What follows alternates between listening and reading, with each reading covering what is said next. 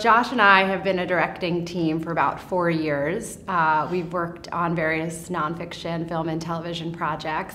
We're always looking for dynamic and fascinating characters, and when this opportunity came along to film with Anthony, we knew it was something we couldn't pass down.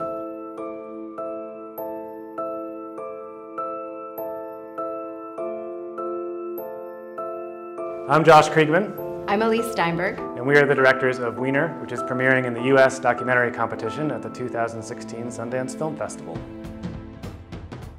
As many people know, Anthony Weiner was a U.S. congressman who got caught up in a sexting scandal that ultimately led to his resignation from Congress. And then a couple years later, he decided to run for mayor of New York City as a way to re-enter politics and rehabilitate himself and redeem himself. I mean, we've seen countless celebrity meltdowns and scandals play out on cable news and in the headlines, but here we get a front row seat as it happens. I think that the film pulls back the curtain and shows what it's really like to be at the center of a media firestorm.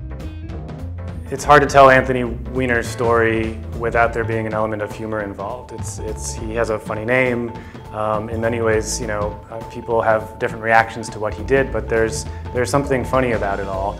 And beyond just sort of the straight humor, there's a kind of, I think, absurdity to the whole story. One of the things that is so interesting about Anthony's story is that they were baffled by the decisions he made. And our film offers an up-close and personal look at Anthony. We get to hear from him, we get inside his head, and we get to understand what he was thinking through it all. His story has been reduced to a punchline or a soundbite, and I believe that what will emerge is a real human and universal story. But it really is a film that's about a lot more than just one campaign and one election. It gives this really up-close look at politics and the media and how it functions. I mean, behind the headlines of this scandal, you get to see how it all happens.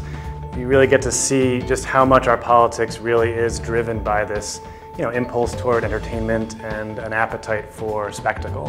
And I think that it is relevant to, what we're seeing today, to the current presidential election and to the sort of politics in general today, just how much the news coverage is driven by, salacious statements and gaffes and tweets.